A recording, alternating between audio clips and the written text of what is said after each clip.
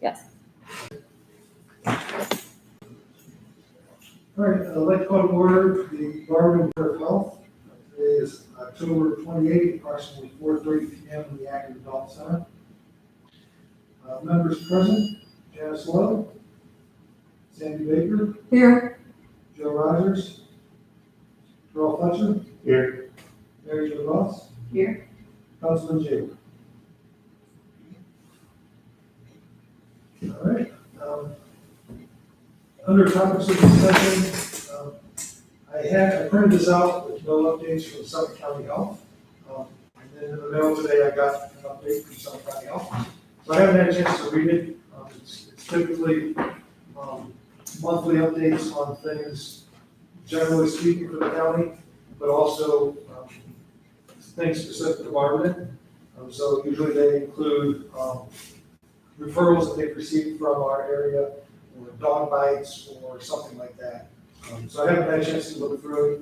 And I can make copies if anyone's interested. It's minutes of the meetings and things like that, so. Can you just email it? Yeah, I just have to scan all this, but now it's my next request for them to see if they can just send everything electronically, it'd be a lot easier.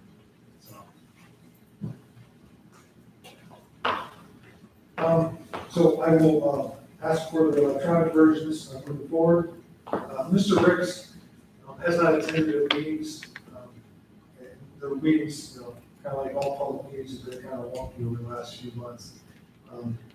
I have not asked Mr. Ricks if he wants to step down or not, but it's going to be my next question to see what his interest is. So maybe asking someone to step up and be the liaison between City of Barberton and something else.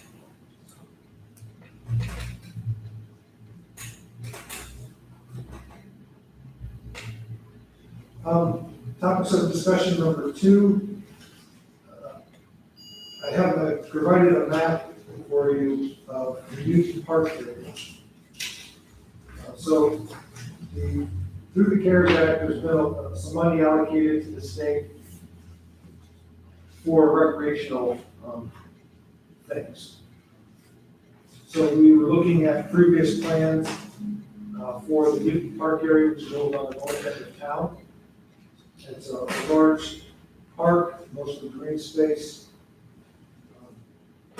So we were looking at bringing kind of back to life the concept of a soccer complex there. And so here's a rendering. We have 4 renderings, and this is the most recent rendering of what the complex will look like. But I believe there's going to be some small changes or alterations to this. So kind of in the center of the park, there's a black square in the middle. That's the existing concession stand restroom facility that's there. And then over to the right, into the park, bottom right, there's a small black square, which is a new storage shed, proposed storage shed. You can see where the existing parking lot is in the bottom right-hand side, which is kind of an upside down L, which would be removed, and then an asphalt parking lot over by the existing concession restroom facility. And then you can see where the lines are, where they would change that, alter that parking lot. So they would pick up quite a few spots. Let's say over 100 new parking spots. The existing basketball court would remain, but they would redo it, so it would be an up-to-date court. There would be 2 stormwater storage basins installed. So this park sits at the bottom of Newton Street, which is a hill, and then you have Hiram that comes down as well, and that whole area that kind of drains those 2 streets. So one of the issues with Newton Park now is that it's always wet. There's no French drains, there's nothing. So probably about 2 years ago, we started doing some soil samples of 2 parks that always are wet. McCaffrey on the west side and Newton. McCaffrey is made up of a lot of clay, so there's not much we can do. And then this one, we just need to do some storage retention and should be able to dry out the field. So we started pursuing this and moving forward, and that's how we got to where we are now. So 2 large storage basins. The entrance to the parking lots would match up with Hiram Street down at the bottom, towards the right. And then there'd be 2 parking lots there, enough for all the fields and activity.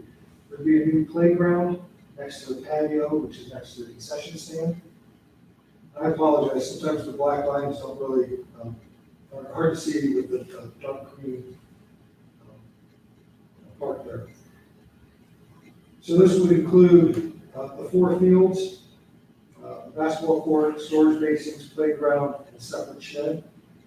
The larger field, which I believe is used for high school, college, it's regulation field, high school, college, and professional, is in the back. And then you have 3 other fields of various sizes for various age groups of kids. And the other nice thing is you can change those fields, so instead of going north to south, they're going east to west and get more youth leagues.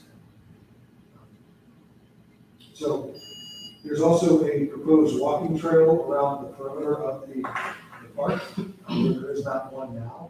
So we're looking at a 10-foot wide multimodal path, either crushed limestone or asphalt around the whole thing that's also lit. So during the evening time or while parents are dropping kids off, they can also sit there and walk around the park.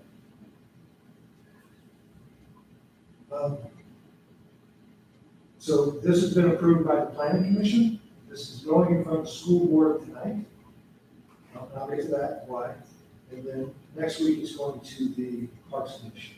So, and then we have to apply to the state for this. We're applying, you apply up to $500,000. It's a matching grant, up to dollar for dollar. You can't use sweat equity and some of those things as your match. So we're going to apply for the $500,000, and then we have to come up with the other $500,000. So we've done some soil borings, we've done some engineering through our consultant Thrasher, and all the stormwater activity and cost goes towards our match as well. So we're also going to apply to the foundation for some matching funds as well.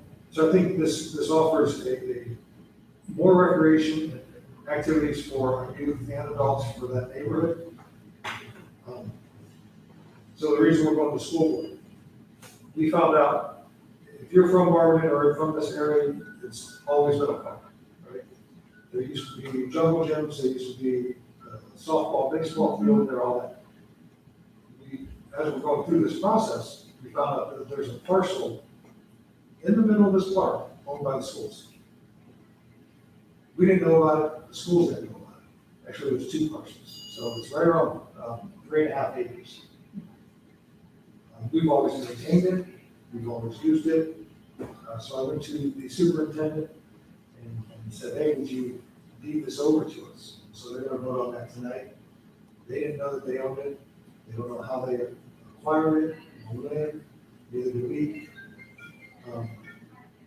So the nice thing is, since we don't own it, if they deed it to us, the appraised value could go as our match.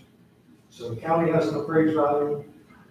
We're looking at getting another kind of professional's opinion on the value of that 3.5 acres. So, and it's odd because it's not along the tree line. So at the top of the page, on the other side of the tree line is the school's field, baseball, youth football, and softball, and cross country. So it's not there, it's smack dab in the middle. So it's very, very weird, very odd. Towards the bottom of the page, on this side of Newton, you'll see some lines kind of in the middle. It's kind of hard to decipher right here. It's full of trees. So that's what we call Acre Street. So that's St. Clair? Yeah, I think St. Clair. St. Clair kind of curves around and turns into Charles Avenue on the hill. It's supposed to go all the way through, and it never did. So we call that it's city owned, it's a paper street, it's not approved, it's all wood. So we were looking at And we put in a walkway, which would, I don't know, it's 100 feet long. So we can connect that neighborhood to the park, so they don't have to walk all the way around. There's a great change from that area down to Newton Park, so they're walking from Newton Street Avenue. So there's gonna have to be some steps of some type. But we're looking at, so it's not part of this project right now. It can be separate funded, put in a walkway, lit walkway to get people from that neighborhood to the park. So just want to point that out. It's not going to be a part of our application right now, but it'll be a separate funding project. So kind of a lot of information there. Soccer has really taken off, especially with the youth. And we started looking at, we always focus on foundation fields and making money by leasing the fields for tournaments and things for baseball and softball. Talking to some staff members at the city, they play in leagues for soccer in other communities. So we started thinking, can we use this as not only youth, but maybe lease the fields to a team or tournament. So very happy with what has been put together with our Parks Department. And to the left of the page, there's a lot of trees behind the concession stand. It's very wet back there, but we could clear that and put additional fields in. So the original plans actually called for more fields back there. But we thought with the amount of earth movement that has to happen to kind of put some swales in there to direct the water and everything else, this is going to cost about $1 million. So let's just start here, see how it works, and then maybe expand for a second phase down the road. So a lot that I've thrown your way. We think that this will not only improve the park and the drainage in the park, but it'll take a lot of the water from that, the St. Clair, Charles, and Newton, and Hiram, and Mitchell to those retention ponds, and won't flood some of the homes that are there at the bottom of the hill. And it'll correct the flooding issues with the current fields? Yeah. Thanks, Stacy.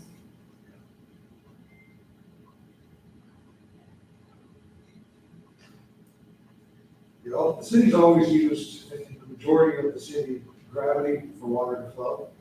So over here on the right side of the page, Yonker Street is where we have some storm sewers. There's nothing on Hiram, there's nothing on Mitchell Street, nothing on Newton. So there's two homes down at the intersection of Hiram and Newton, and they get flooded out all the time. They are the worst possible places. Everything converges right on that. So if we direct it to the storm basin, and then send it down to Yonkers, and then that goes into a ditch at the school's foundation or school's field, and that goes over to underneath Barber Road, and then goes into Wolf Creek. The timeline for this, because ODNR, Department of Natural Resources, is still working from home, and they like to do a site visit. So we anticipate submitting this in early November, then probably not doing anything, and no grant award until summer or early fall of next year, and then construction, if approved, and opening up early 2023. So, until then, we'll still use it as it's been functioning with youth soccer and other activities, but that's a tentative timeframe. And I say that based on conversations that Parks Department has had with ODNR, and also we applied last year for money to redo Anna Dean Park, and they haven't done the site visit yet. So we've got the application, everything's in order, we just haven't done the site visit yet. So they're about 8 or 9 months behind on that. So, Is the funding for Anna Dean secured? no, they have to do the site visit before they make any award.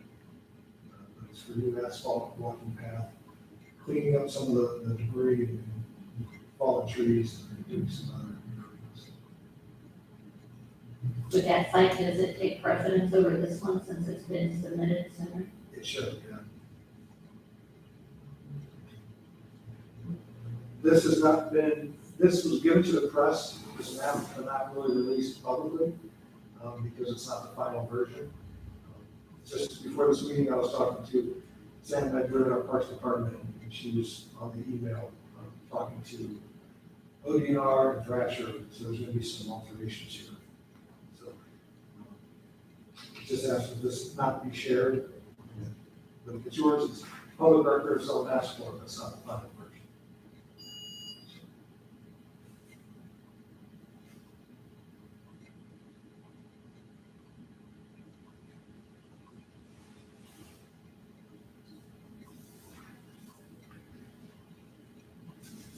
So with that, for the purpose of the application, this was approved and supported by the planning commission last week. Next week, they'll go in front of the Parks Commission.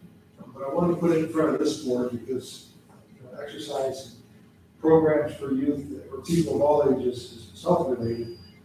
So I wanted to put it in front of this body to see if there's anyone who's interested in supporting this as a board, that we could also put the application to the city.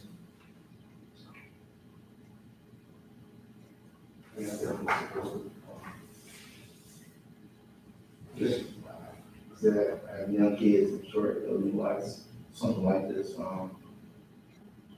for like, people in the community environment, what effects it would have on our community. I know it'd be a great effect that they can use, but, how does the financial piece impact the community? Yeah, I think the only reason this works for us financially is that we can use not just dollar for dollar match, we can use kind of sweat equity, we can use the stormwater funds as for the basins around the fields and everything. If they approve the full 500, I'm not sure.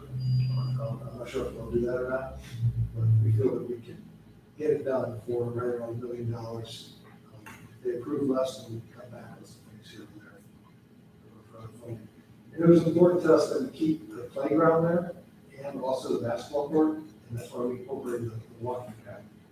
Because I don't want it just for, there's still neighborhood kids that don't play soccer, so we still want them at the park. And with the COVID, once COVID is done, I don't want people to stop going outside, but with COVID, you see more and more people making use of the tow paths and all those. So we've got a great trail system, but let's put a trail around this large park where your kids are gonna be playing. Now as a kid, parents drop their kids off at practice. Now they hang out at practice. So let's give them something to do. They can walk around. A lot of walking clubs throughout the neighborhoods and things like that, so. And Mayor, you feel these soccer fields are needed in addition to foundation fields? I do. Soccer is only increasing with the numbers. Youth soccer league makes use of these fields now as much as they can. And they're seeing an increase in kids, and so are the schools seeing an increase in population of kids. We had looked a few years ago, and we expanded the detention pond and foundation fields. It did not impact the soccer/football fields that are there. But the thought was, if we want to make a huge dent in flooding, we need to take out one of the soccer fields. Now, that's not the plan right now, but I don't want to take something out without recreating it somewhere else. So this is going to happen, and the plan is, we want to move forward with this, but the plan is not right now to take out one of the soccer fields.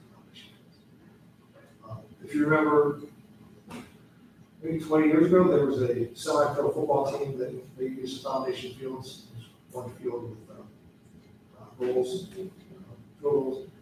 I don't know what, it seems like those semi-pro teams kind of come and go based on fun. So I'd like to keep that as an option for soccer, football, or anything else. But I think this would be important to move forward with kids. Yes, I do feel it. Long answer. Appreciate that.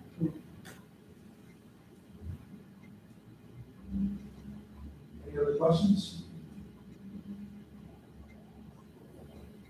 So I wrote down here in quotes the language that was approved by the planning commission. If there is a feeling from the board to support this tonight, then I wrote down the language that the planning commission passed. But this is, I don't get a vote for this, I just want to put it out there. If the board's not comfortable passing this, we're not passing it tonight, that's fine. But I wanted to kind of lay it out there. I'll make the motion with the language provided. Okay. I'll second. Okay, so motion was made and seconded. All in favor, signify by saying aye. Aye. All those opposed? Okay. Well, thank you very much. I will submit that to Sam Edgar for her application. Under section B, Tuesday, the voters will be at the polls, and one of the amendments to change our our charter, excuse me, by removing the Barberton Board of Health from the charter. Years ago, we had our own board, we had our own health department. So, looking at the changing, just kind of landscape of everything, Mayor Jeanette at the time felt that we didn't need that, and that we merged with the county. Save the city a lot of money, about $500,000, but per the charter, we still have to have a board of health. So if this gets removed by the voters from the Board of Health, all it means is that we're not required to have a Board of Health. I can still appoint, we can still meet, we can still have a Board of Health. It just means that we're not required to have it. So if we didn't have a Board of Health now, we'd be in violation of the charter. If this passes the voters and is removed from the charter, my plan is to still convene and have a Board of Health, because I think it's important that, even more so than if we have our own Board of Health, if something's happening at the county level, we need to have a voice. So that's why Mr. Ricks, for that position, is so important.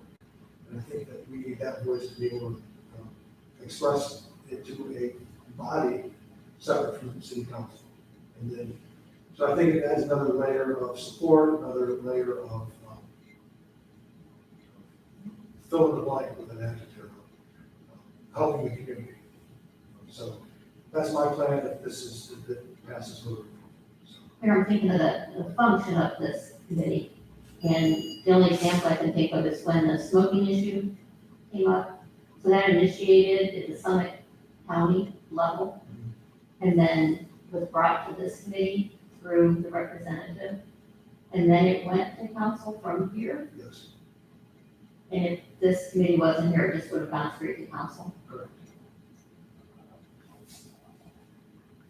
So I think it's important. I think that, whether it's changes in the laws with smoking or, medical marijuana, or talking about recreational marijuana, whether it's youth programs or redoing parks, whether it's something COVID related, I think this body is very important to be able to communicate with and make recommendations to city council and communicate with the public. So, Did the COVID recommendations come through this committee? no, everything was either a mandate or it was funding. So it was either a mandate that we had to do or we made internal changes based on human resources. And then other things that I've updated this committee on, we got masks from the county. So we just gave those out to the public. Salvation Army background or through clergymen. So nothing really that we had to institute that we came from here.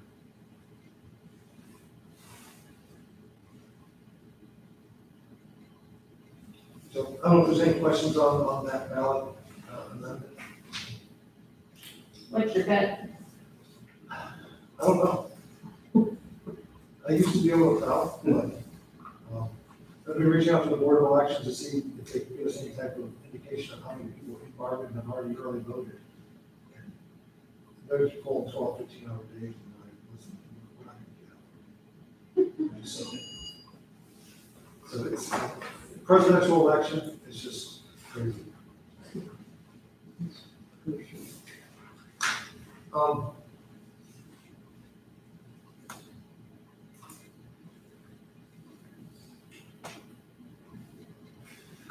Section C, COVID updates.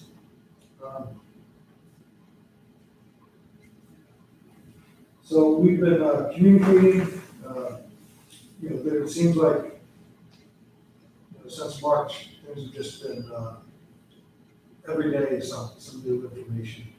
And when this first broke, it was, several updates in one day, I'm sure you know that. So whether it's communications, it's changes, it's mandates, testing, masks, all the protocols, programs for small businesses, the city operations, all that.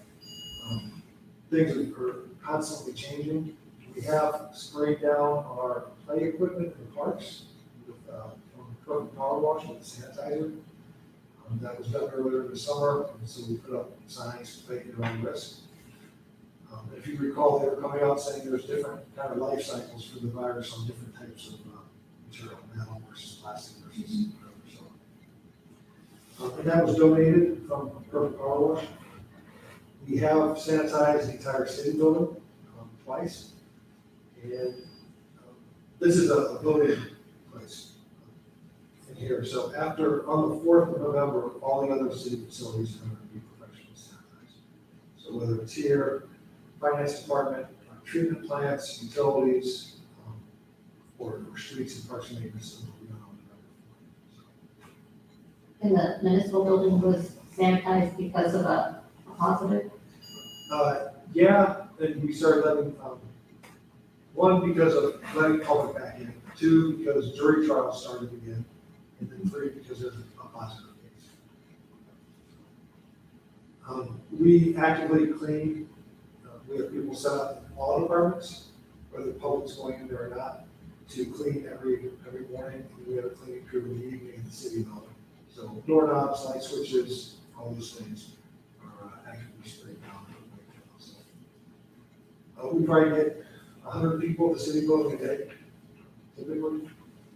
And I know last week they had 3 different jury trials, so everything's kind of put off all summer. So they actually had to rent the Sonic, I don't know if they rented it, but they've been using the Sonic temple next door for social distancing with the lawyers, the defendant, and everyone. So it's been a lot of changes.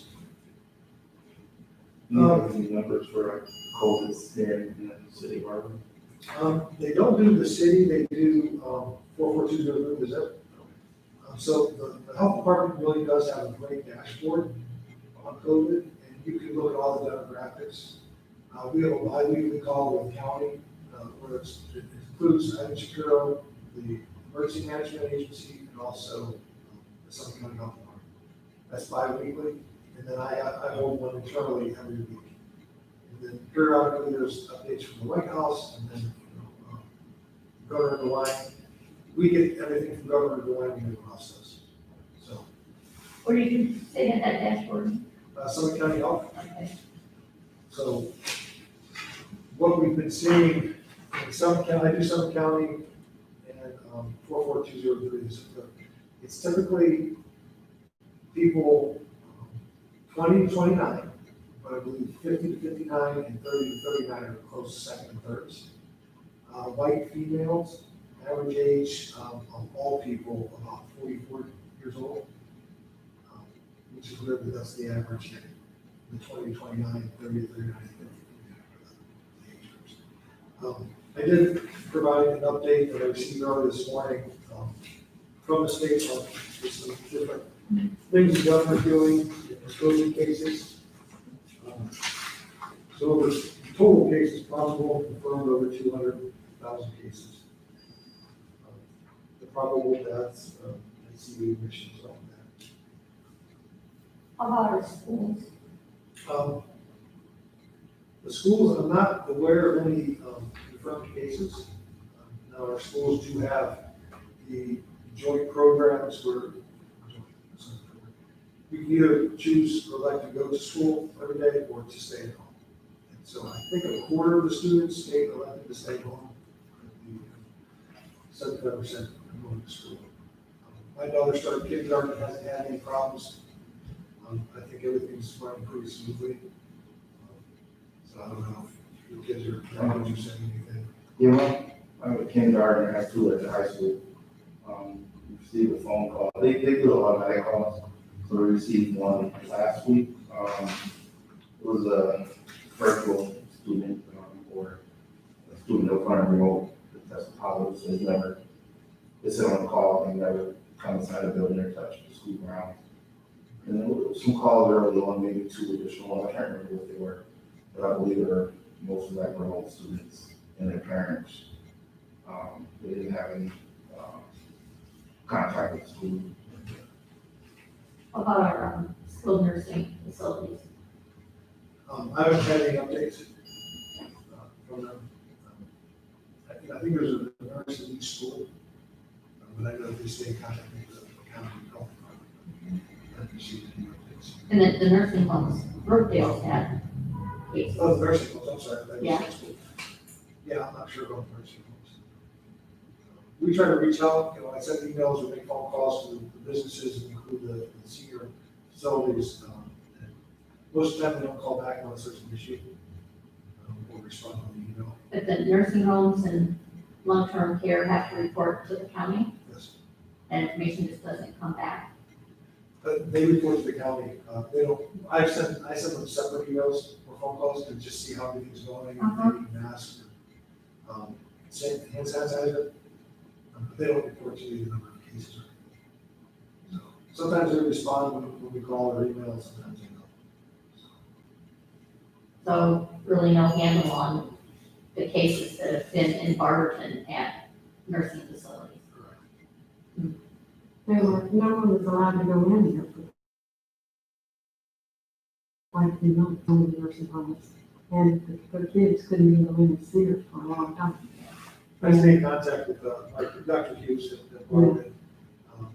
But everyone's limited what information you can share.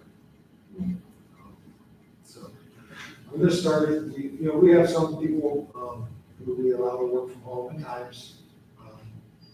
We started letting the public back in, for certain things. Colby County's on the verge of going purple.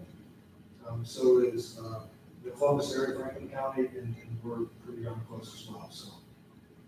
We're not sure if there's gonna be any mandates coming down from the state if the county goes purple. But I believe 82 of the 88 counties are now considered high incident counties. So, they say with the flu and everything, this is just gonna get worse. Right. So I know that we have testing at Access Point. Yeah. And also, I believe right next door. And CVS or too. CVS. Yes, yes, pretty much all, Yeah. I didn't know Access Point was doing testing. They were the first ones, yeah. we're doing testing, but actually, I can email you our new COVID testing policy if you want, if you want to give it out to you, but, we do have some of our providers that are accepting, they'll come out and do swab, curbside swabs, but we actually have testing dates where it goes from different sites as well. And it's open to the public or just, Public. So if you remember, the city has the RV, and so I've offered that to Access Point, to SUMA and other agencies. They want to set up drive-through lines, so they can use that RV. Everyone's filled out paperwork, no one's made use of it yet. So I think they're just kind of waiting, because initially there was not enough testing. And then second, there's not enough lab capacity. So I think people are going to want to make use of it. If you remember, SUMA set up tents in their parking lot, assuming that they can just work on people, kind of triage out there. And they want to set up the RV as kind of a supply holding place and also have a break room for their staff so they don't have to go to the hospital. They don't make use of the facility. So. We've also offered some of our parks. Think of Tuscarora Park by the hospital. A lot of our parks have, the half moon kind of drives. You can pull in one way, exit the other, and then the pavilions. So you could put up false walls or plastic coverings around the pavilion very easily. So we'll see what happens over the next few weeks and months. They're saying now, Summit County Health Department said probably late, first quarter next year, the vaccine will be available to people. So we'll see. what do you see as the largest impact to the city with COVID? We try to monitor the things that they've talked about, mass gatherings, house parties, college kids. We don't have college, obviously. We haven't had any calls for mass gatherings like weddings or anything like that, or house parties. I think it's easy to let your guard down. You know, there's, you know, I'm wearing a mask, but am I really hand sanitizing and washing my hands all the time? So it's easy to let your guard down, and it's very easy to let your guard down around family. Like, you don't know where they've been or who they've interacted with, so. I don't know if I can pinpoint it or even the county, but people are still traveling, they're still going here and there, and, you know, the news is just whatever. They even said, don't, you shouldn't really waste time wiping out your groceries when you get home from the grocery store. Well, we do, because you know, I may pull something from the shelf from the grocery store and put it back. If you don't know that, you pull that. So we wipe that out or stuff out. So I don't think you can be too cautious. Snacks for kids, you know, so. Yeah, I heard there was a wedding, not a wedding, a funeral in town that had positives, but it's been a while ago. Yeah. And, you know, that's tough because I mean, who doesn't want to go together? So, yeah, it'll be interesting to see what kind of recommendations or mandates come out.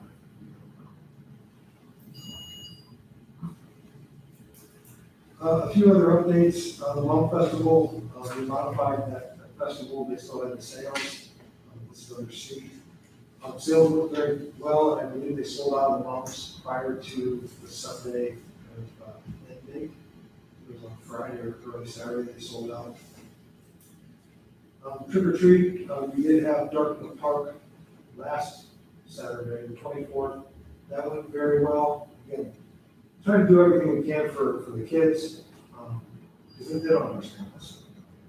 That went pretty well. You had to reserve your time, and they sectioned it off. People can go every 10 minutes. It was outside if they can. Trick or treat, we're going to allow that to continue.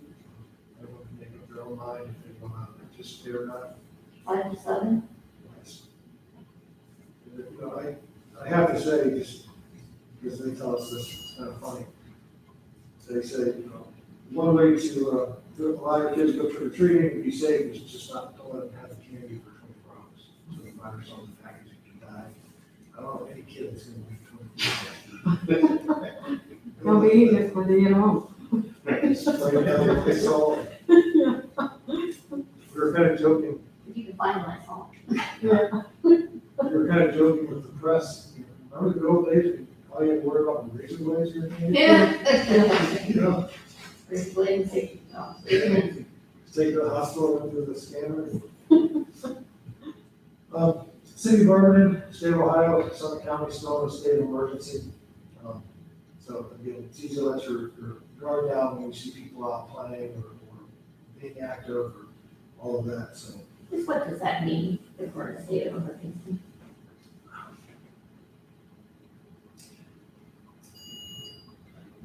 So basically, it's a good question. There's no written verbiage of what exactly it means. In terms of context of our bargaining unit contracts, those are kind of, for lack of a better word, out the window. So we still pay overtime, we still function and operate, but since we're under state of emergency, I can basically take an employee and say, hey, we really need you to go do this, even though it's not your job description. And they can't file agreements because it's state of emergency. So I kind of use employees. I can't take someone from the street department and put them in the police car. But I can take, you know, someone from the street department and have them wash down the walls or sanitize or something like that. So from internal perspective, it's making use of our employees without regard to the contract per se. You know, they still get paid and paid overtime, but you kind of use them a little more freely, so. Thank you. But, I mean, that's a good question. I mean, in terms of the big picture, Did it get you additional funding because you're in a state of emergency? yeah, that is a plus that it could. Because we're just recognizing that there is an emergency going on and we're making preparations and changes. Does it get us to the head of the line for any type of funding? Not really. I mean, we are always submitting our needs and what's going on, loss of revenue because businesses are closed or not fully operational, and those things. But it doesn't really get us to the top of the line. With the COVID, one more question, the outdoor dining, I mean, what's gonna happen with that in the cold weather? So there's been a few restaurants in the area who will add, like, for lack of a better word, a carport onto their restaurant. And now that's getting, so you can see outside. And now it's getting colder, so they're putting up some very thick plastic or, Like the inside of the building? so, but they're not for permanent structure. And they're saying, well, it's just a temporary structure. Well, you've got downspouts and gutters on it, and now it's fully enclosed. It's a structure. So we've seen that a few places. So I think when you're downtown here, House Bill 669 passed, which allows for the consumption of alcohol outside. So someone like Angie's down the street, if they have a parking lot, it's gotta be on their property, so it can't be on city side. Someone like Angie's could you can just go outside and drink. They don't have to have it roped off, there's very low limitations on what they have to do. So if a police cruiser goes by and I'm in the parking lot drinking, it's not open to take. Now if I get in my car, it's different. Someone like the Green Diamond, they don't own the sidewalk, so they can't allow anything outside. Across the street from them, they own a gravel parking lot. So they could set up tables over there, they just can't transport the alcohol over there because it goes through the pond right away. So if they own the sidewalk, they could do some seating outside. So we've been looking at ways to try to help the businesses. We shut down Tusk Avenue and Park by the Green Diamond so they could serve outside at least food. Green Diamond the first night said, we'd rather have a parking spot so a customer can use it. I can't even go over here. So we took the barricades away, closed down West Tusk from approximately 3rd Street to 8th Street. We didn't have the best weather during that time period, but a lot of those restaurants don't have outside seating capacity. And you're kind of fighting with other businesses who would rather have the parking because they're not restaurant business. So we did it for a few weeks, got some complaints from residents a little above or from other businesses. Didn't see a huge turnout, and so we did away with it. But that was for food only, alcohol couldn't be out in the street, correct? Yeah. So, and we're looking now that we're able to lease a part of the sidewalk to Casa del Rey or Green Diamond, that way they use it outside. But I don't think that's allowable. Looking at those. Well, especially in the winter.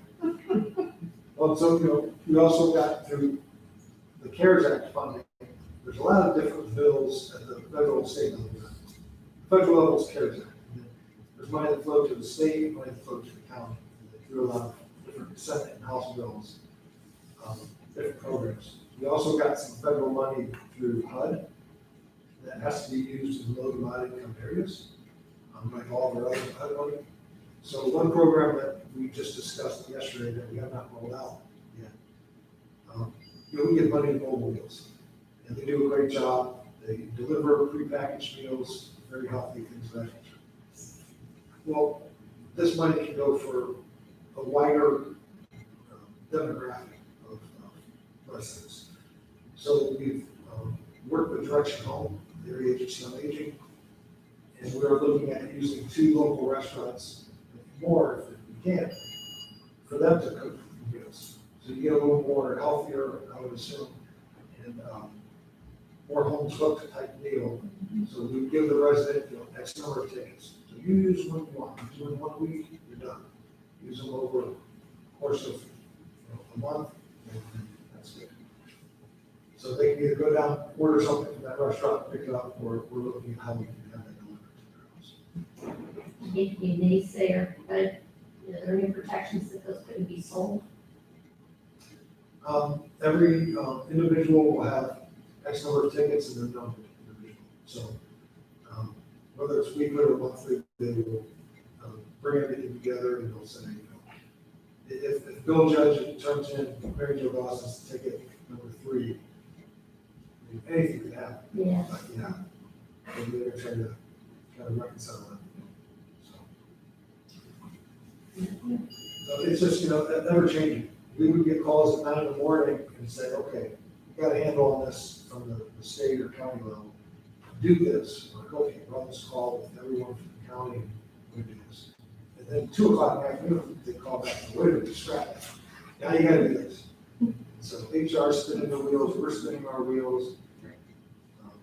We had to set up our sound system here, which we weren't, really ready to do in terms of getting things out on the internet, making sure sound and all that. And before this, you ever heard of Zoom? Those 2 meetings. They just found out Zoom was publicly traded in stock. I wonder how high that went up over the last few months. So they're saying first quarter of 2021 vaccine review.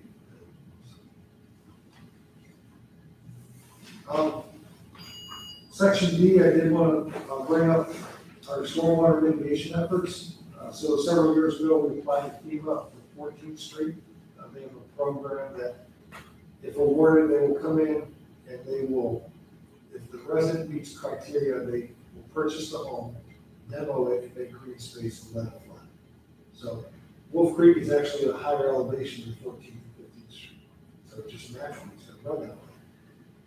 So 14th Street is underway, the homes have been appraised, no offers have been sent to the residents. This is 14th Street between West Tuscarawas Avenue and Shannon Avenue. It's just that one block. There are a few homes on 14th Street in that area that did not meet the qualifications, or they did not get back in a timely manner to FEMA. So we've purchased 2 or 3 of those homes. We're talking $12,000 or so. We'll tear them down and then loam the land and we'll just let it flood.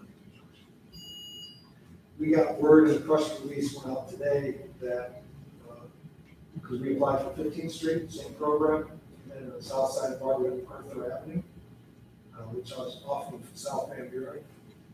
There's 4 homes there, 3 of them qualify, so we got word that 15th Street and Arthur have been awarded as well. So total for those 2 streets is $1.2 million awarded through the feds and through FEMA and the state.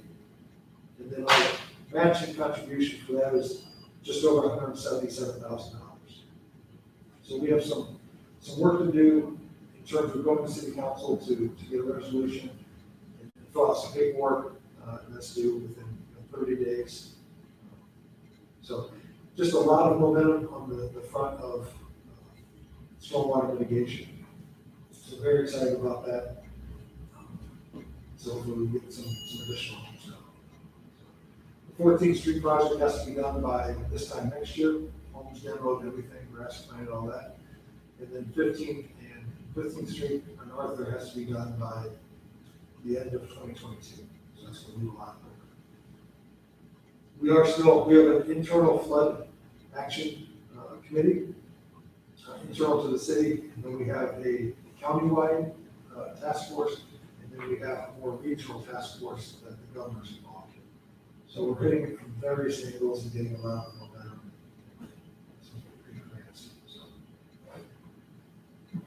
So I want to update you on that. The retention pond at Foundation Field has been expanded. We also put that retention pond, if you drive by, it takes water from the west side, 14th Street area, and it takes it from Wolf Creek when it gets up to a certain level. So towards the Wolf Creek area, we put a kind of like a shelf out, so we can crank it down so we can control the water that's coming in or out. So if Wolf Creek starts to rise, we can close it so it doesn't, so the retention pond can hold more water from the west side, and then we can slowly release it. So that's worked out. We had a pretty dry summer. They didn't classify it as a drought, pretty dry. But then in August or September, we had some pretty hard rains, so it came in very end. We also, on the south side of town, there was a ditch that ran from Elson Park to Webb Park south. And over time, it had not been taken care of and filled up with silt and debris. And if you recall, Elson Park recently, there's cattails everywhere. Couldn't use the park. So it took us about a year to get the work access agreements by the property owners, and then we cleaned out the ditch, and it's probably 30 feet wide, 10 to 12 feet deep. When we started digging some of that gunk out, we found storm inlets buried pretty deep down. So if you go there now, the park's dried out, we put some kind of French drains in the park that go straight to the sewer. We cut the cattails, and lo and behold, we found the old fence, it's the baseball field, hidden in the cattails. It was pretty destroyed, so we removed it, but it's kind of cool to see the kids playing down there now, so that park is more functional, so we may be able to do some different fields down there, because they haven't had a field down there in years, so that should really dry out that area, and help drain things to the Tusk River from that whole area. So I'm pretty excited about that. Then the last stormwater mitigation effort is up on Fifth Street Northeast. We put in new inlets on Fifth Street at the intersection of Lincoln. We also ran some inlets up on Lincoln and then down the street on one of the side streets, Houston. We put some inlets there. Took a little longer initially. We started digging in the ground. We found having a utility box from AT&T that was practically in the 50s. Wasn't on any map. When we do our due diligence, we reach out to all the utilities. And so AT&T never responded, so we didn't think anything was there. They started digging, they find this huge box. We're putting in these huge lines, we could move the box, so we had to make some alterations. The next step, once they get that all connected, they're done with Fifth Street with stormwater. The next step is to put some new curbs along Fifth Street to help direct the water. Those curbs, older curbs have failed in the past, or recently. After that, they're going to resurface all Fifth Street. So we'll do Fifth Street from where the concrete ends around Lake Avenue, Page, down to State. And then they're going to pick up on the other side of the bridge at State, Worcester Road North, 619, moving towards East Avenue. So most likely that'll be done next year. That's a state-run project. They made a decision not to pave it this year. It stinks because that road is horrible. The asphalt that they use has to be laid down when the ground temperature and the air temperature is between, I think, 60 and 65 degrees for an extended period of time. So this kind of ran out of time, but it's already paid for. They're holding the price, the contractor is, and no doubt will be to that first thing next year. So we're looking at a few other programs and projects associated with stormwater mitigation in the coming years. So I have more information on that. The other thing I added to the packet was the Summit Akron Solid Waste Management Authority reworks executive summary. I just received this yesterday. Every 15 years, they're required to come up with a plan. So I want to get you the executive summary because the full plan is 150 pages. So I can tell that to you if you'd like. There's a resolution to go to city council. They do a really good job of, and they've helped us in the past, whether it's allowing residents to drop off paint, old paint cans, or tires, or the shredding event they do once a year in town.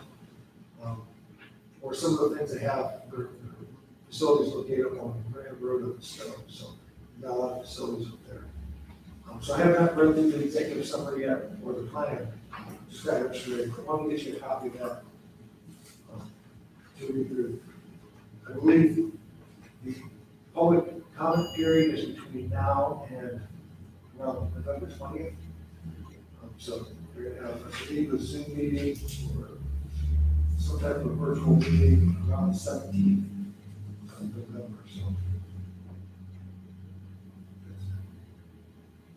a lot of great information.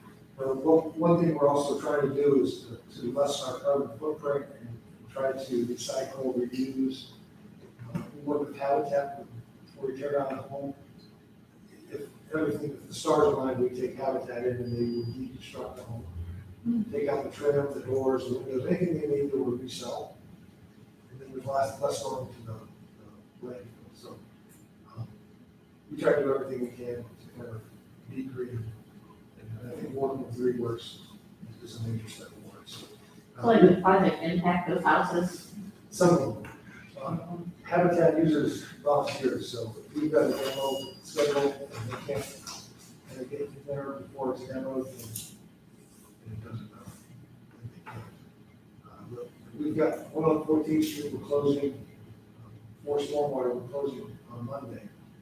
So I've contacted Habitat to see if they can get in there and get some stuff. And we've got a big duplex on 15th Street that's scheduled to come down. And we're trying to get Habitat in, and the one on 16th Street as well, so.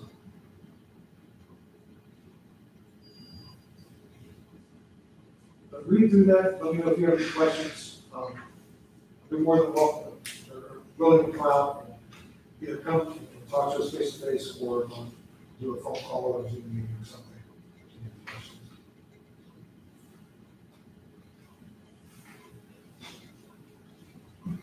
Okay, with that, is there any other business or any other questions or comments?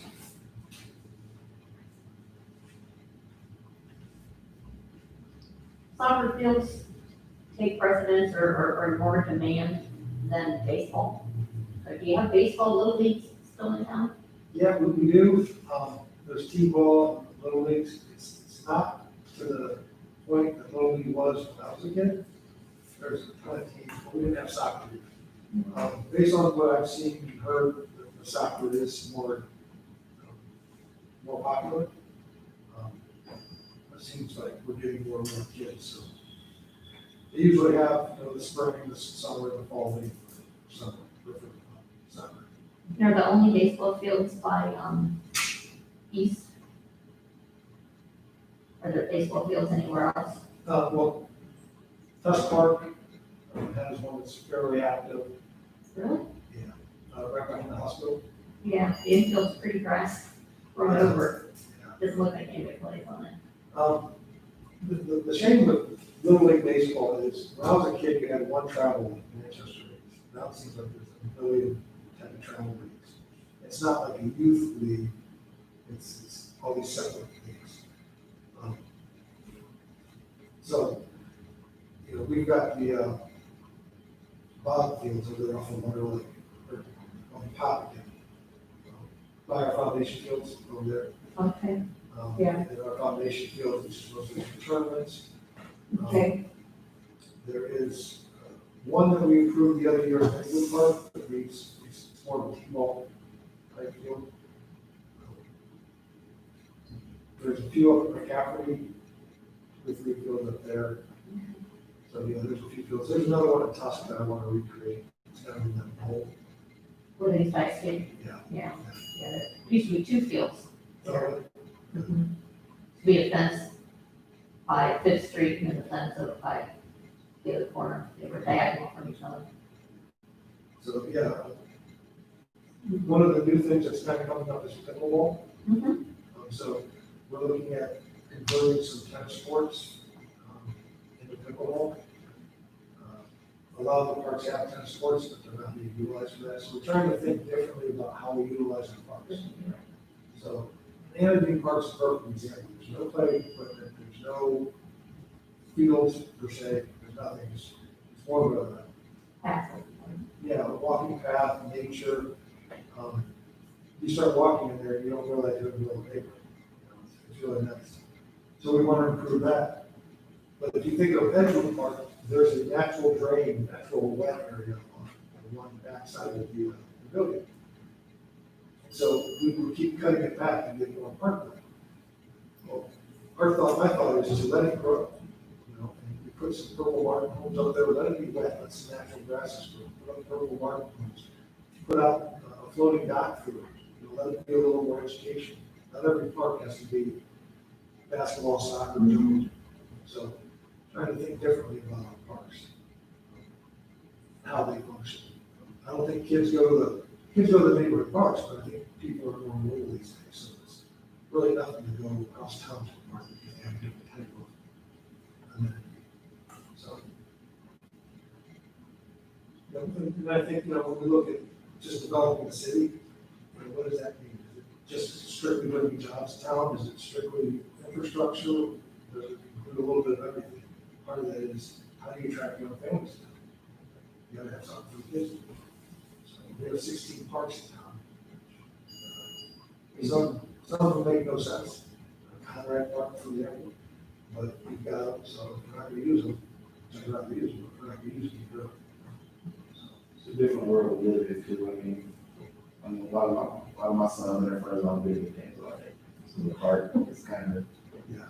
I don't know if they want the park is. Right.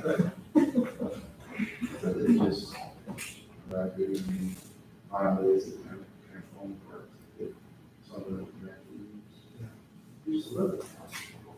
Yes. Mayor, the overdose report we get, does it go to anybody other than us? No, they sent it to me daily and I just forwarded it on. And the trending on it's all over the place. I mean, the zip code for 44203, from my observation, is one of the lower areas. The other zip codes have a higher occurrence. Mhm. But I just wondered, from that dashboard, what actions, who's looking at it and then what actions are taken, or how's that information used? I believe they get the stats from the hospitals. So if EMS goes out and the patient, they revive the patient and refuse, they don't get counted. The fear with COVID is that people were doing these things in public places, fast food restaurants. Because they knew someone would be there, they would call the paramedics and they'd help.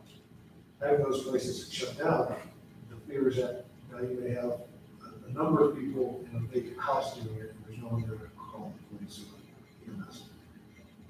So I know that we have certain teams that go out that meet with everyone that signs up for it to get help. So that's a nurse, EMS, and sometimes police will visit the patient and try to get them on the right path. It's been tough with courts closed. I know that they have can't call the name, but a separate individual who will meet with them kind of like as a counselor. So they don't get arrested for that. That was through the courts, there was a program that was connected with the hospital. They're doing that at St. Thomas. They do that. They send all the people that overdose, use drugs, or drinking.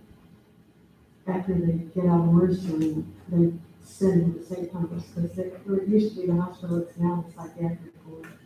So they send all of them there. Hopefully they get counsel, and well, they do out there, so. Yeah, unfortunately, things like that never take a backseat to COVID. Yeah. But the problem's still there. So Yeah. there'll be a lawsuit that we all filed under the county is still moving forward. I sit on a task force with that, so they got X number of dollars in cash and they got X number of dollars in litigation to be used, so. I guess the data from that dashboard goes to Summit County Health, and they then decide where to allocate services.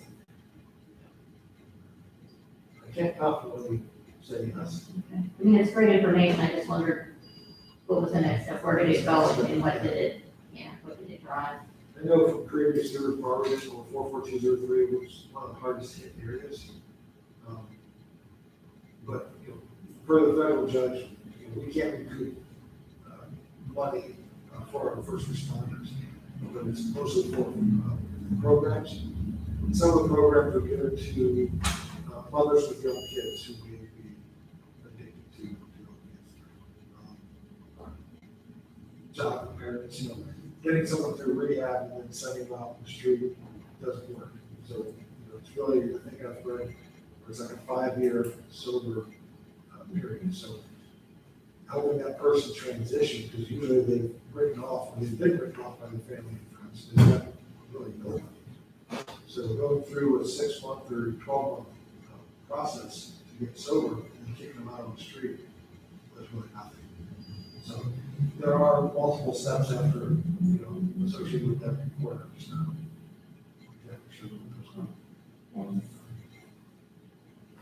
Anything else? All right, I'd like to have a meeting next month, no matter what the outcome of Tuesday's election is. I'll have to check my calendar, see where it falls in relation to Thanksgiving, so we may push back a week or push it up a week. But I'll let you know. So, anything else? No? Okay, do I have a motion to adjourn? I'll make a motion to adjourn. Second? Second. 6:35. Okay. Robert Wordmouth will adjourn approximately 5:35. Oh, 5:30. Thank you. I was thinking, really, John? I know I talked a lot.